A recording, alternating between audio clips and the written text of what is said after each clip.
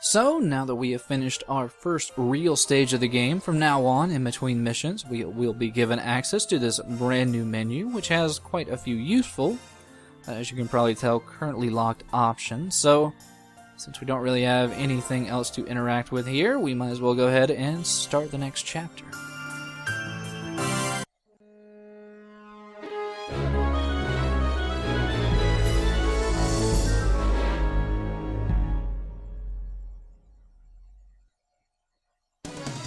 So last time around, we found out that there was a second envoy, probably looking for young children, and, well, that means that Dorothy is still in danger, so we full-heartedly rush off. But even though we do have this brand new flaming sword and this great new red ensemble, we might not be ready for all this combat just yet.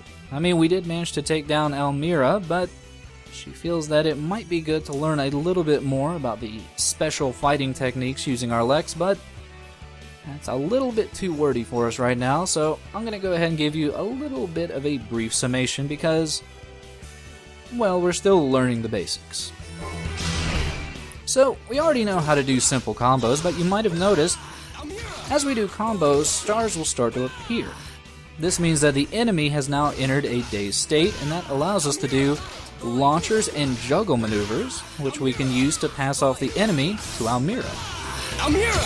Now, as we do that, you'll notice a gauge fills up on the side, and that allows us to do those ultra mega powerful maneuvers that the game calls death blows. Now, death blows have a number of great uses through the game, especially considering that, well, for the most part, we are going to be fighting hordes of enemies, and the death blow will not only do an AoE, but it'll do massive amounts of damage, and it will cause the enemy to be knocked back, allowing for further juggles. Now, the good thing is that, well, the system for juggling can be a bit forgiving once you understand some of the basic mechanics.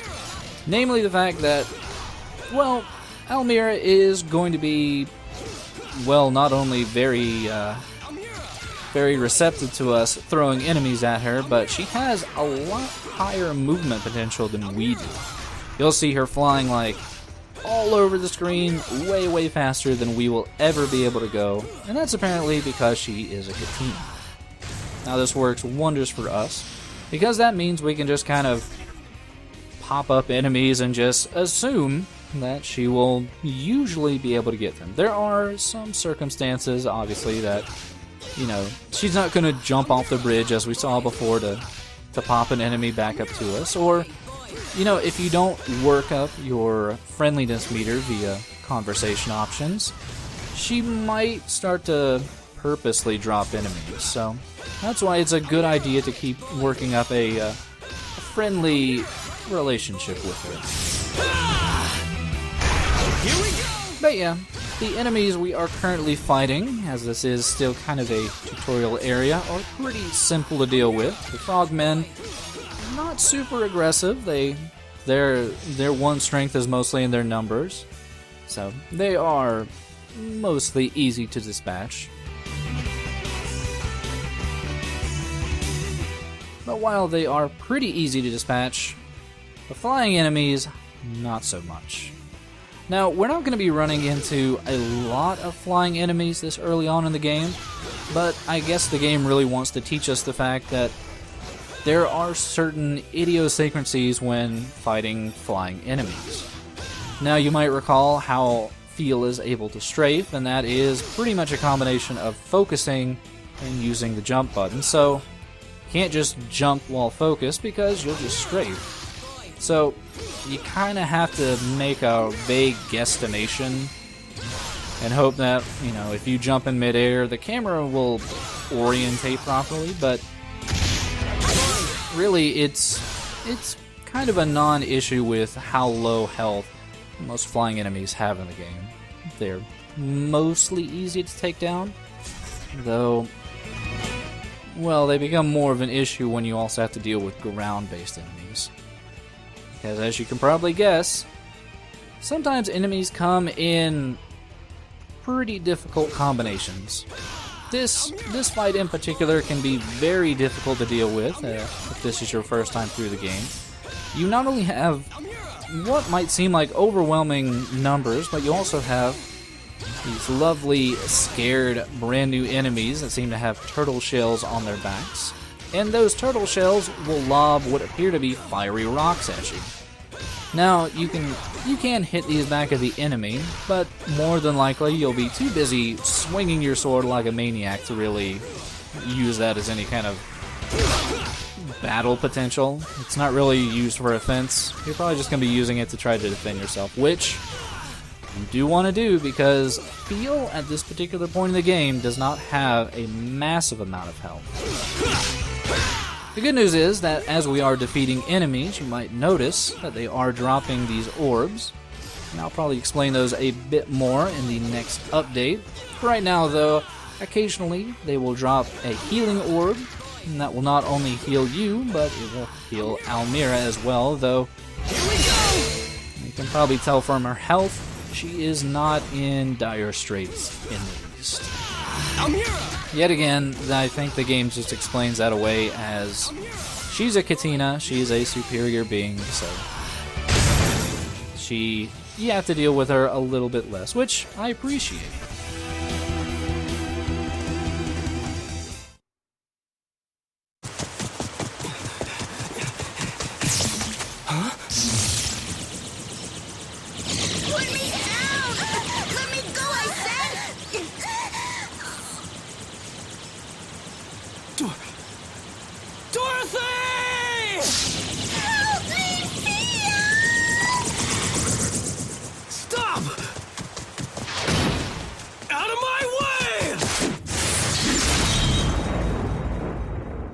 What the hell?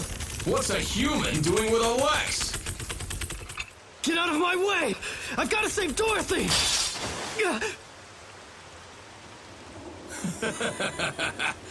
That's quite an intense look you've got on your face there.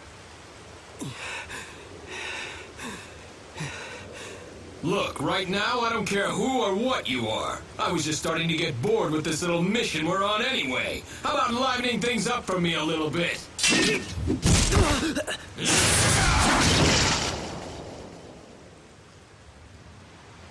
Who the? Didn't sense my presence, Leon? Almira. He must be quite the kid to get you that worked up.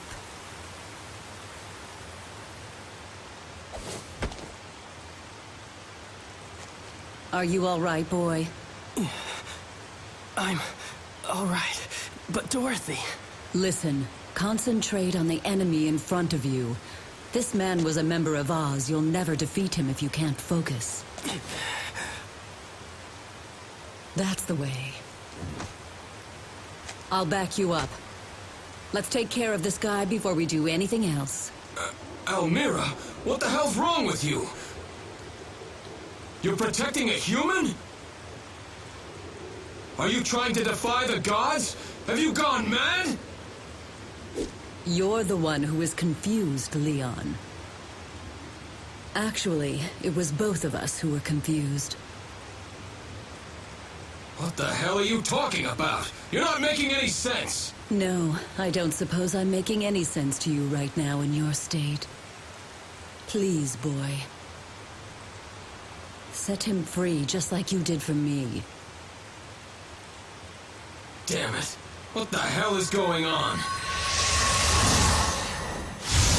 Whatever. At least I get the chance to fight you, Almira! Come on!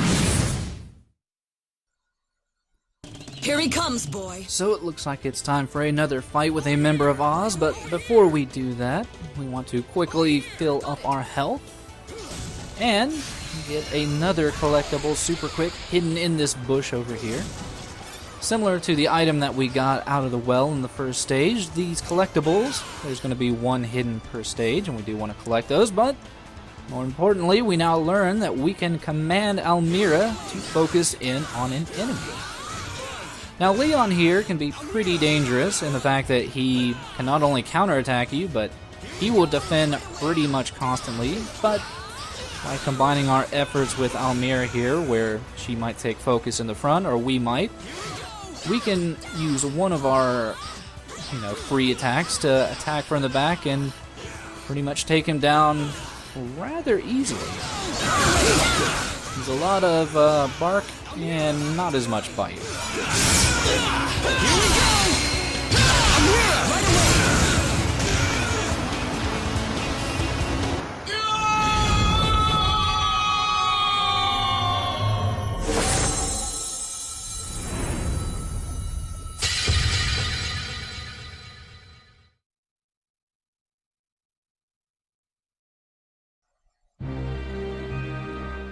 And much like after the fight with Almira, we have managed to knock some sense into Leon, though he is not quite as friendly as Almira came across, though friendly is probably not the word I would normally use for Almira. She's at least not growling at us like an animal, though I guess that kind of goes along with Leon's name, as Leo is normally a name associated with lions.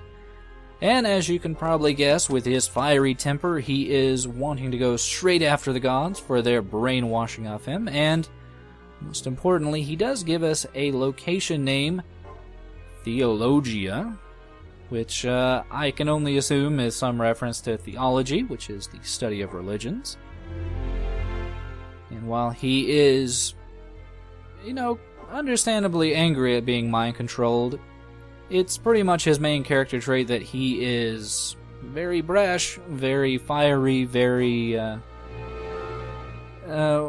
narrow-minded, I guess might be the nicest way to put it. But we mustn't forget that Phil is here, and he has his own mission. Namely, that he did pick up on the fact that this Theologia place might just be the god's castle, and it might be pretty much the place where his friend Dorothy was taken.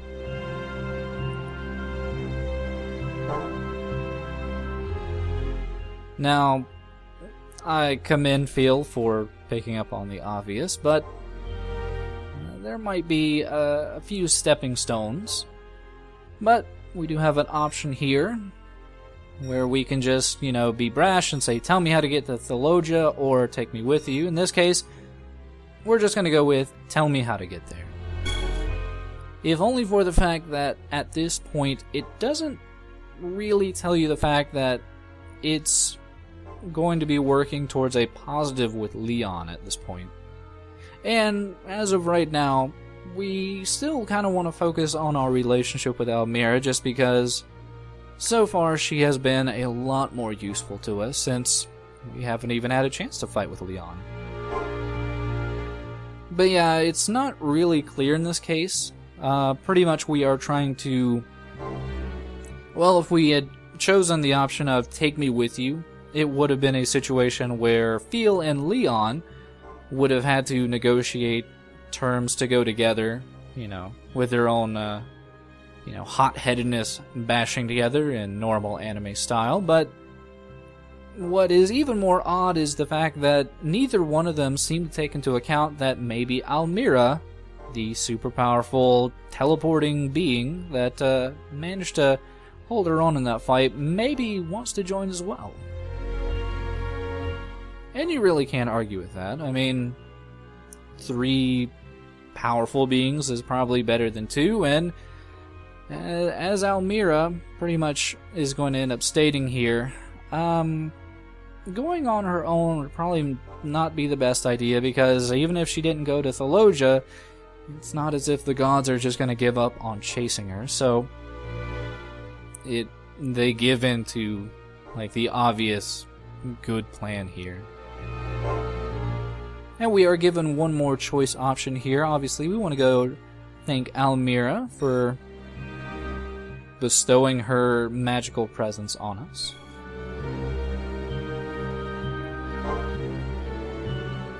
And she is a little bit modest, but, she is the calculating smart one of the group, somehow. And, obviously, 2 companions are better, or 3, or, a party of 3 is better than 2.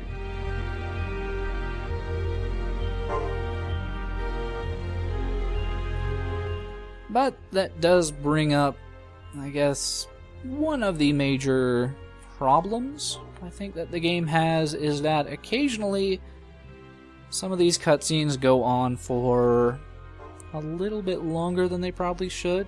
I will applaud and quite frankly point out how great the AI can be and how innovative I feel that the system is of going away from just the Devil May Cry or lone wolf and moving towards, you have a very smart AI partner that you need to work in tandem with to really get all the benefits of the combat system. That is a great thing. But, sometimes the game can be a little bit long-winded when it comes to these cutscenes.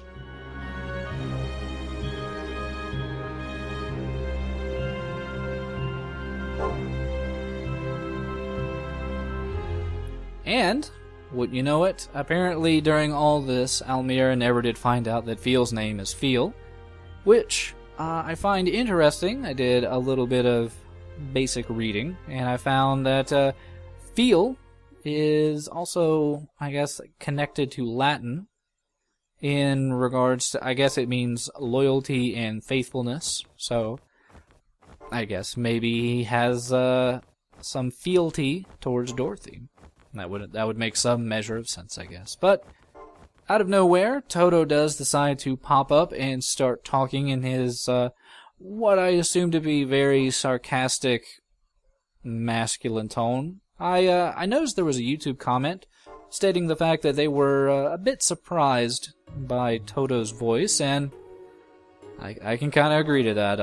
I would not have placed the voice with how Toto looks, but yeah, it appears that Toto might indeed be what we've been hearing, a term being tossed around called a lex, which are apparently godly weapons given to envoys.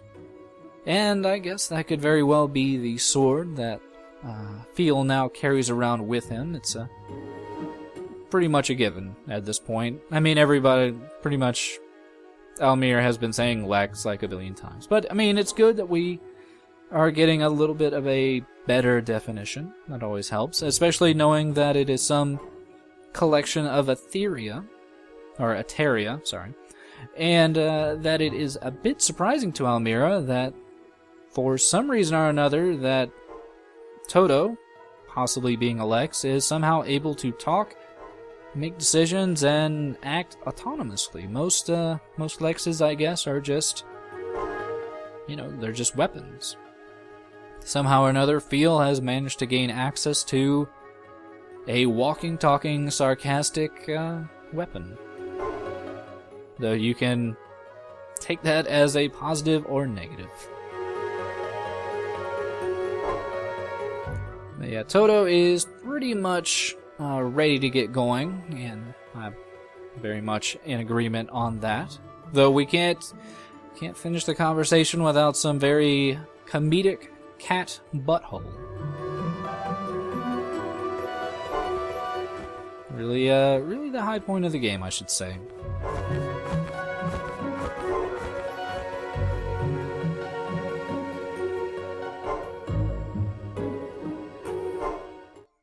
But with another stage successfully down, we are going to be given a little bit more of an in-depth ranking screen. We now see that we will be graded on Etheria Found, Clear Time, Critical, which is the amount of times we died, and Difficulty.